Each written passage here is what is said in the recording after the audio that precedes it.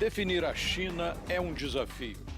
De um lado, existe um país que inova, se moderniza, comanda uma economia pulsante e agora até se oferece como modelo para o desenvolvimento do mundo. Uma China que pretende ser protagonista no quadro internacional. Por outro lado, opera uma nação autoritária e até ditatorial, com problemas que vão da enorme desigualdade social ao desejo separatista de regiões como Hong Kong, Macau, Taiwan.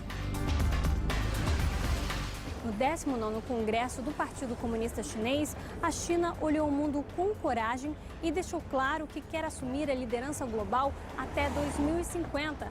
Mas será que o comunismo à moda chinesa tem fôlego para dar o tom da política e da economia no mundo? Será que a China chega lá?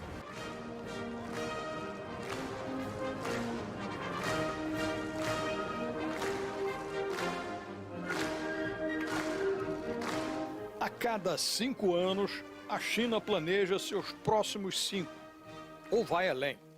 O caminho a trilhar se define quando a cúpula do poder, o Partido Comunista Chinês, se reúne em amplo congresso, como acaba de fazer, e carimba o que já foi decidido por uma minoria entre os 2.300 delegados. No topo da pirâmide, o secretário-geral do partido e presidente da China, Xi Jinping.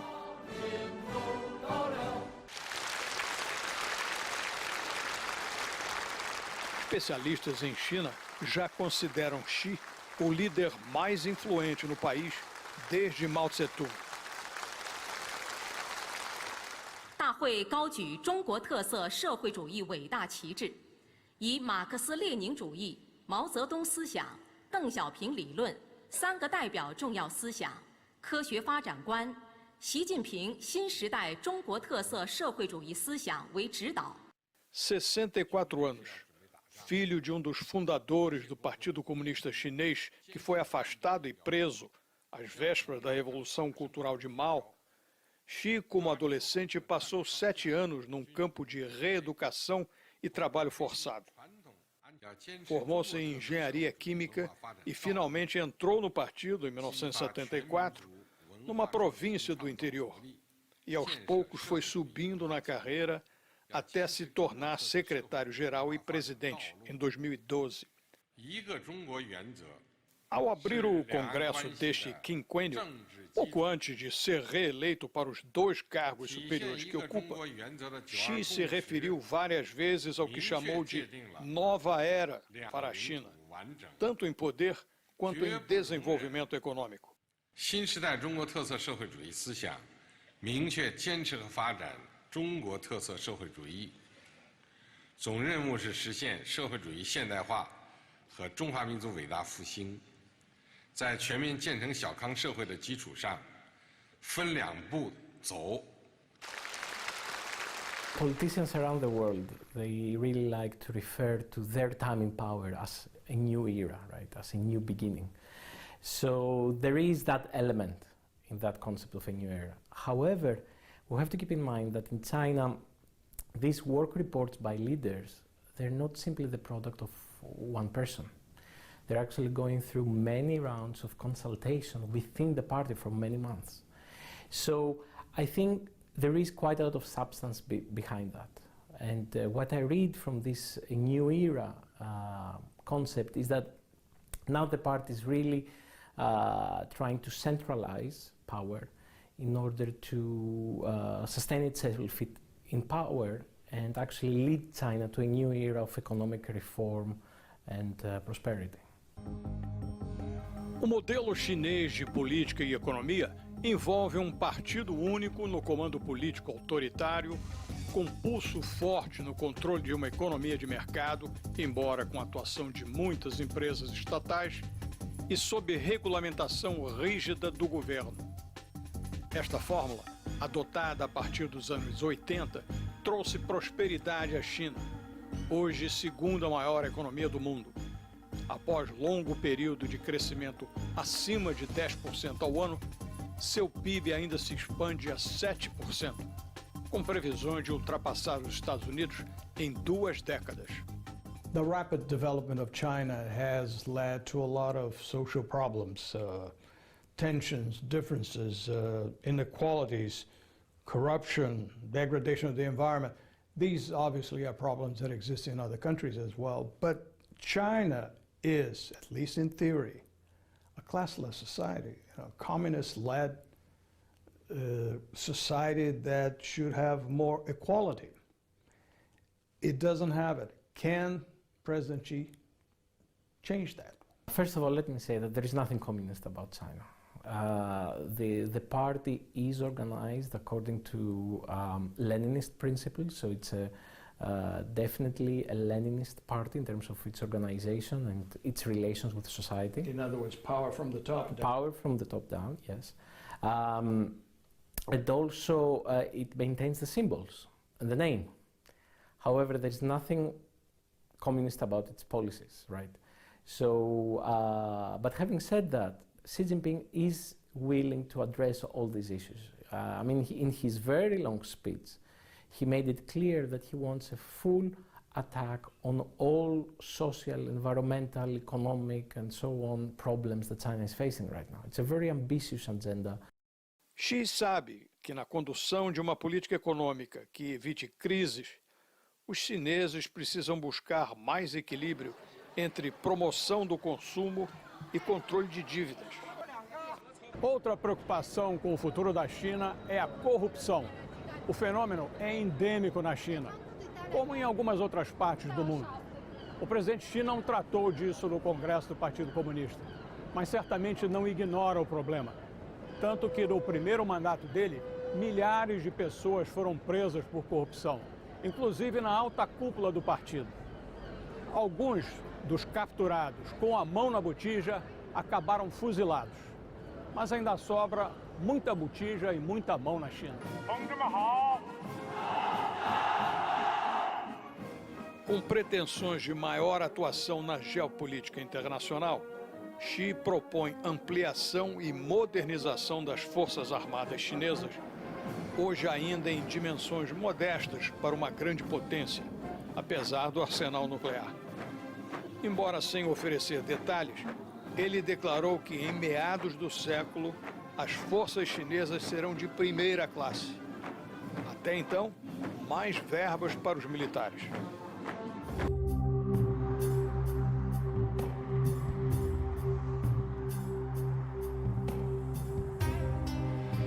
O crescimento da China trouxe melhorias visíveis para o país. Hoje, as metrópoles chinesas impressionam pela infraestrutura e pela segurança. A classe média está em expansão e vive cada vez melhor.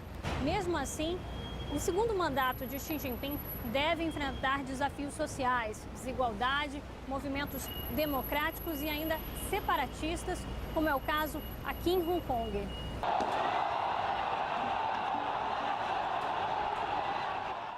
Nos últimos anos, o território chinês viu uma nova geração de ativistas defender uma ruptura radical com Pequim.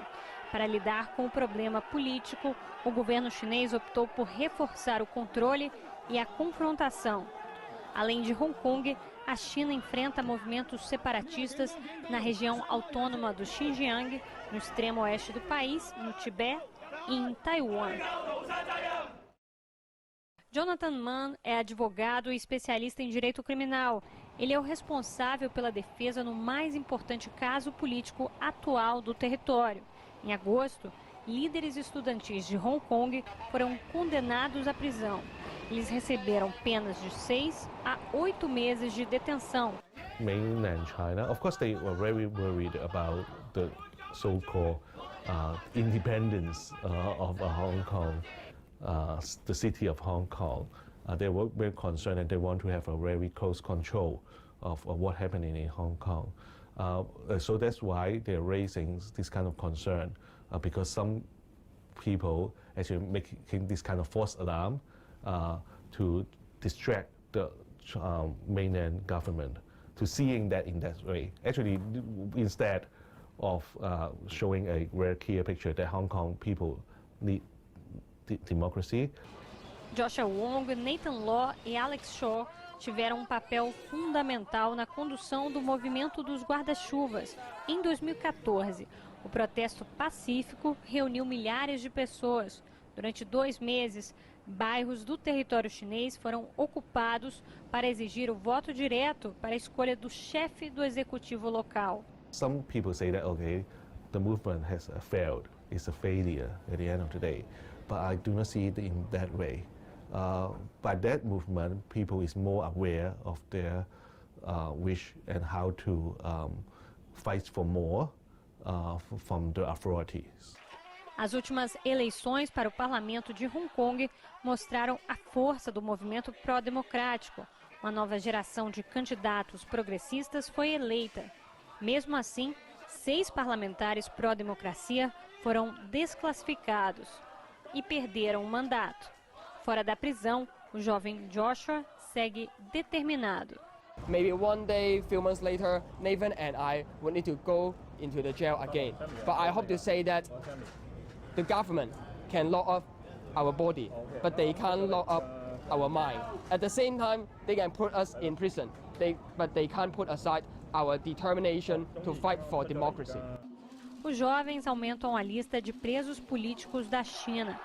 Desde 2015, uma nova onda de repressão sob o governo de Xi Jinping interrogou e deteve ao menos 248 advogados e ativistas. I think it is still an interesting city. It's still exciting city, but I think we need more democracy in this city.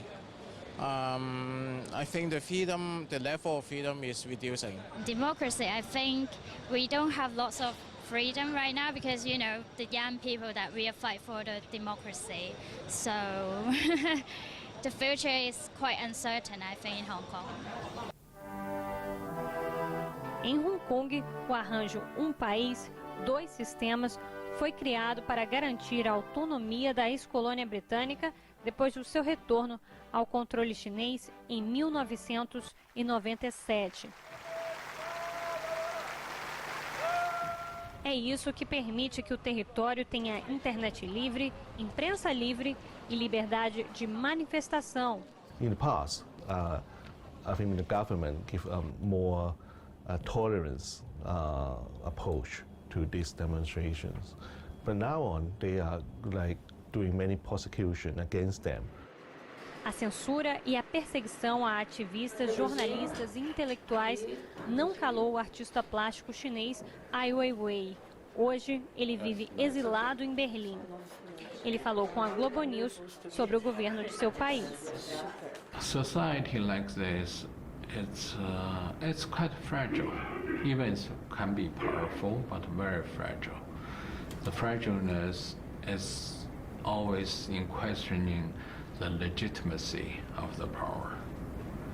If a party or a country never trusts its own people, never let them to vote, never have an independent media or judicial system, never have a freedom of speech, then it always puts itself in a questionable position.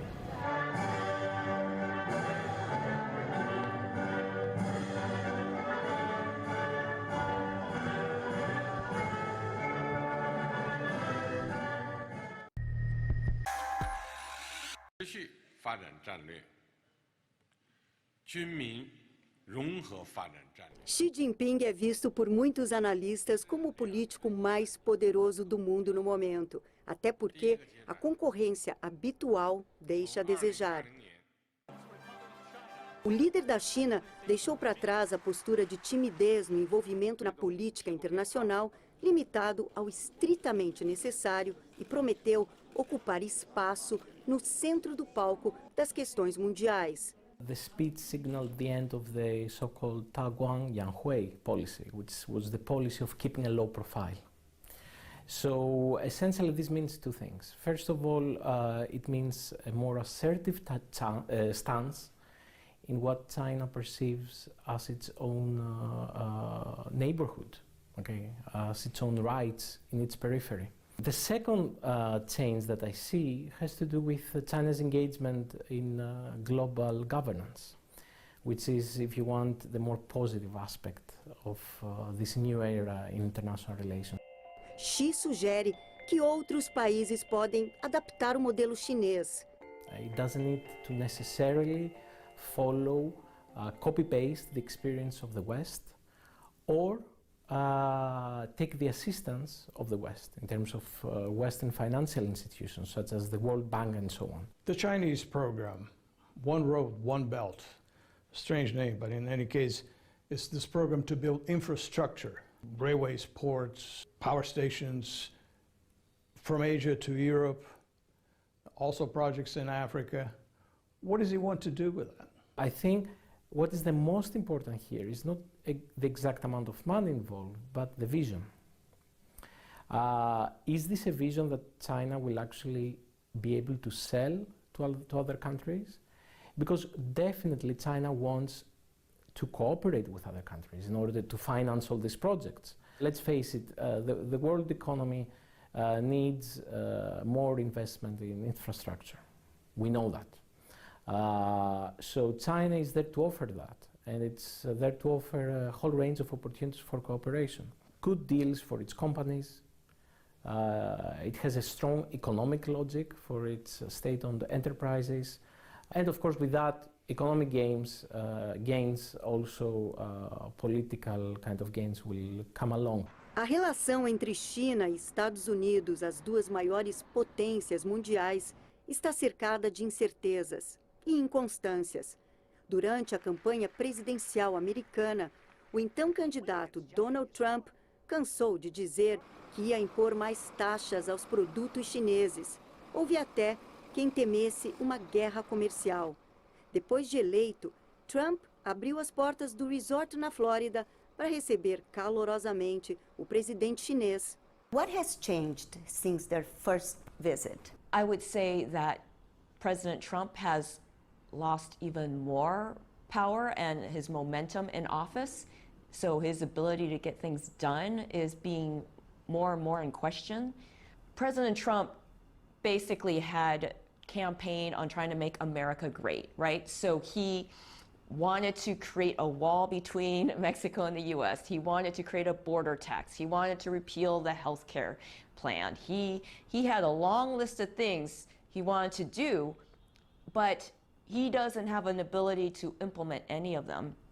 And so a lot of these things have been shelved or he's lost all his allies. A lot of the folks in the White House, like Steve Bannon, are just out, and they were the ones who helped craft his strategy. So Trump is much weaker there, and so that's the big difference, whereas Xi has become more powerful since April. So you've got two leaders of very powerful countries, one decreasing in power, one increasing in power.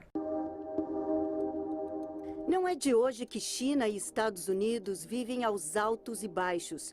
Durante os 50 anos do regime comunista de Pequim, os Estados Unidos não reconheceram o novo regime linha dura de Mao Tse-tung e passaram a apoiar os nacionalistas que fugiram para Taiwan. Nas guerras da Coreia e do Vietnã, os dois países lutaram em lados opostos. Foi somente em 1971, quando a China convidou uma equipe de tênis de mesa americana para jogar em Pequim, que foi iniciada pela primeira vez uma abertura diplomática. Graças à política do ping-pong, como foi chamada na época, que o secretário de Estado Henry Kissinger fez uma visita secreta à China para preparar o terreno para a primeira visita do então presidente Nixon ao país. Mas foi só em 79, no governo Carter, que as relações diplomáticas foram oficialmente estabelecidas. E com isso, veio a parceria econômica. Hoje, a China é o terceiro principal destino das exportações norte-americanas, enquanto os Estados Unidos são o maior importador de produtos chineses. Resta saber se este intercâmbio comercial tão intenso vai se manter com os Estados Unidos sob o comando de Trump. E mais, se os Estados Unidos estão dispostos a conviver pacificamente com uma China que influencia cada vez mais o resto do mundo. Well, I don't know if the U.S. is willing to share this stage. I think what we're going to see is that the agendas of the leaders, one is going to pretty much get whatever he wants.